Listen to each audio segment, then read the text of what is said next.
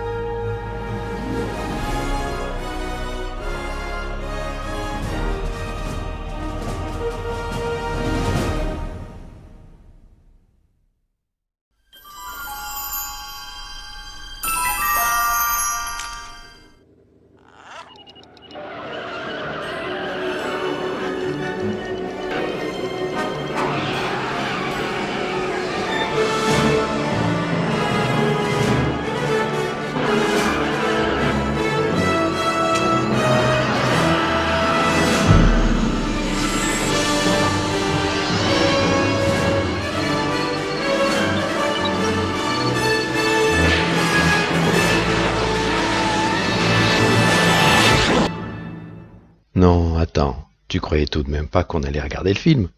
Et puis ceux qui ont vu le film savent très bien qu'avant d'aller dans le futur, faut revenir dans le passé. Allez, marche arrière.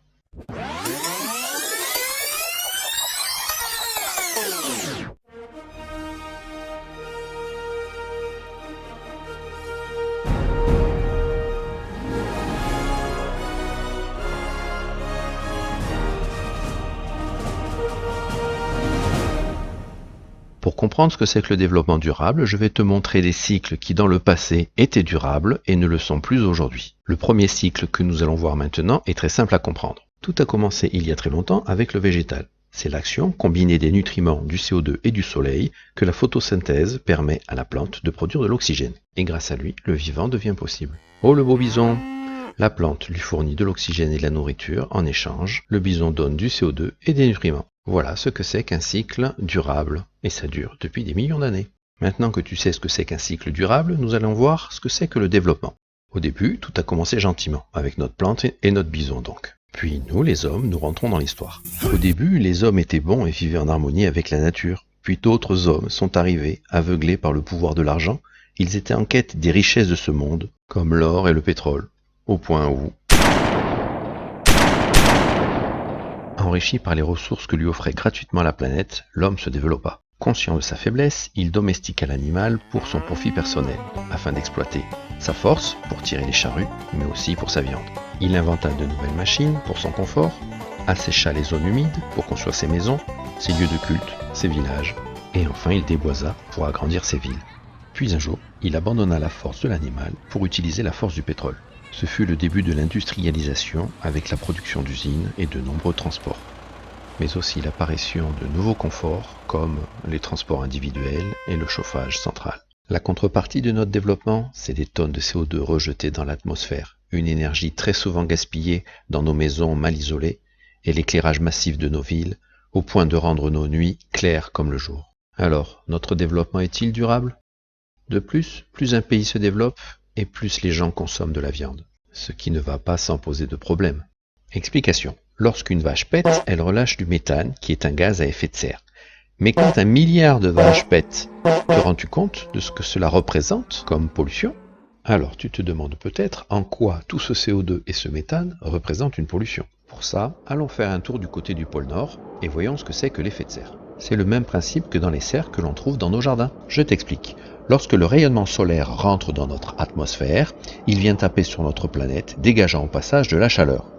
Et une partie du rayonnement rebondit pour repartir dans l'espace. Sans l'effet de serre, la température moyenne serait de moins 18 degrés. Et c'est un peu froid pour nous. Heureusement, grâce au CO2 et au méthane déjà présents dans l'atmosphère, une partie du rayonnement est renvoyée sur Terre, maintenant ainsi une température moyenne de 15 degrés. C'est déjà mieux. Les chercheurs nous disent que si nous continuons à rejeter autant de CO2 et de méthane, la température moyenne risque de monter de 5 degrés jusqu'en 2100. Et ça serait une catastrophe, car déjà au-dessus de 2 degrés, la vie sur Terre sera beaucoup plus difficile. Car si la température continue à augmenter, L'eau va s'évaporer, créant ainsi des nuages, et les nuages, c'est de la vapeur d'eau. Et la vapeur d'eau, c'est aussi un gaz à effet de serre, ce qui risque d'accentuer encore plus le réchauffement climatique, qui aura pour conséquence la fonte des glaces du Groenland et des pôles. Et ça, c'est pas vraiment durable. Si jamais toutes les glaces du Groenland et du pôle sud venaient à fondre, cela représenterait une élévation des mers de plus de 70 mètres. Tu peux peut-être maintenant répondre à la question, notre développement est-il durable ? Eh bien non. Alors on pourrait se poser la question, sommes-nous réellement responsables de ce réchauffement climatique ? Cette fois-ci, c'est dans le pôle sud que nous allons trouver notre réponse. En Antarctique exactement, à Vostok. C'est en 1998 que dans la station russe, une grande expérience a été menée. Un forage de près de 4 km a été réalisé pour en tirer une carotte de glace. Il s'agit d'un cylindre de glace qui nous permet de remonter dans le temps. La glace a stocké depuis des millions d'années les composants de notre atmosphère. Plus on creuse profond et plus on remonte dans le temps. Et 4 km de forage, ça nous ramène à 400 000 ans. C'est pas tout jeune. Pour te donner un point de repère, voici nos ancêtres et la période où ils ont vécu. La première chose importante que nous montrent les données de Vostok, après analyse des carottes de glace, c'est la courbe des températures. Cette courbe nous montre que depuis 400 000 ans, 4 cycles se reproduisent très régulièrement, avec au début de chaque cycle un pic des températures, puis une chute progressive vers une ère glaciaire. Nous vivons en ce moment un début de cycle et nous devrions déjà observer une chute des températures globales. Et c'est justement le contraire que l'on observe. La température monte encore. Elle a pris 1 degré en moyenne depuis 1850, début de l'industrialisation. Et souviens-toi, les chercheurs nous disent que notre température ne doit pas augmenter de 2 degrés en moyenne pour éviter le pire. À titre de comparaison, la température a augmenté de 5 degrés en moyenne depuis 100 000 ans. Les données de Vostok nous donnent également la quantité de méthane et de CO2 dans le temps. Tu remarques la ressemblance de ces 3 courbes ? Elles nous montrent le lien qu'il y a entre la température et la quantité de CO2 et de méthane présente dans l'atmosphère. Pour ces 3 courbes, on note également l'écart entre le point le plus élevé et le point le plus bas. Il est toujours identique pour les 4 cycles, preuve d'un système naturellement autorégulé. Et qui dérègle tout cela depuis 170 ans ? Ça ne peut plus durer. Allez, continuons notre voyage dans le temps et je te propose de remonter il y a 4 milliards d'années. Au début, lorsque la Terre grondait, l'atmosphère était remplie de CO2. Heureusement, l'arbre est apparu et grâce à la photosynthèse, tout ce CO2 a été absorbé et l'air se remplit d'oxygène, permettant à la vie d'arriver. Depuis 4 milliards d'années, c'est la décomposition du végétal et du vivant, l'organique, qui a créé le pétrole. Et c'est les mouvements magmatiques qui ont permis aux métaux de remonter à la surface, nous permettant de fabriquer nos objets techniques. Ce cycle lent et durable nous offre aujourd'hui toutes ces ressources inestimables, sans oublier l'eau. Et comme disait M. Lavoisier, rien ne se perd, rien ne se crée, tout se transforme. C'est donc la même quantité d'eau qu'il y a sur Terre depuis 4 milliards d'années. Et c'est pas pour autant qu'il faut la gaspiller, car pour faire de l'eau potable, il faut beaucoup d'énergie. Et sans compter que ailleurs, certaines populations en manquent. Et c'est pareil pour le reste. Bon, pour le pétrole, on a déjà tout pompé et tout brûlé dans nos voitures, nos industries et autres, rejetant autant de CO2 dans l'atmosphère. Quant aux métaux, nous pillons la planète, nous creusons de plus en plus profond pour fabriquer nos objets techniques si précieux à notre confort. Certains de ces métaux sont si précieux que dans certains pays, les enfants sont exploités par la force pour permettre à certains de s'enrichir. Oh mais ça te rappelle rien ça ? Bon bref, l'homme est toujours aussi mauvais, nous ne changeons pas. Et toi petite grenouille ? Oui, c'est à toi que je parle. Tu n'as pas honte ? Car c'est en partie à cause de toi tout ça. Tu changes constamment de portable, tu achètes des choses sans réfléchir, tu jettes plein de choses alors qu'elles peuvent encore servir. Tes déchets polluent la planète, les cours d'eau, les rivières, les fleuves, les océans aussi. Sais-tu combien de temps il faut pour que ces déchets disparaissent ? C'est grâce à un cycle très lent et naturel que c'est possible. C'est grâce à l'entropie qui déstructure la matière. Il faut 1 million d'années. L'ennui, c'est que nous rejetons des produits plus vite que lui. Et ça non plus, c'est plus durable. De plus, cette pollution occasionne des problèmes d'hygiène. Les zones d'eau polluées, insalubres, croupies augmentent, au point où les moustiques tigres apparaissent dans des pays jusqu'alors épargnés.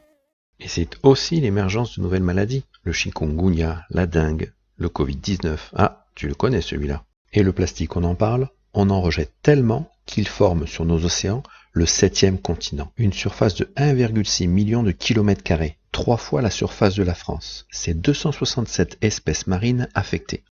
Ça commence à faire beaucoup. Allez, pour finir, cap vers l'Amazonie. Là-bas, nous y trouvons la plus grande forêt primaire de la planète, 6,5 millions de kilomètres carrés étendus sur 9 pays. Elle protège 427 espèces de mammifères, 1294 espèces d'oiseaux, 378 espèces de reptiles, 426 espèces d'amphibiens, 3000 espèces de poissons. Elle joue un rôle majeur dans la stabilisation du climat mondial.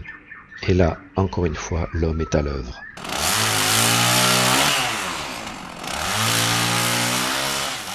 Les raisons de cette déforestation, c'est d'abord la culture du palmier pour produire l'huile de palme utilisée dans nos produits de tous les jours pour nos besoins, notre confort. Mais c'est aussi pour augmenter nos surfaces d'élevage afin de produire encore plus de viande et rejeter encore plus de méthane dans l'atmosphère.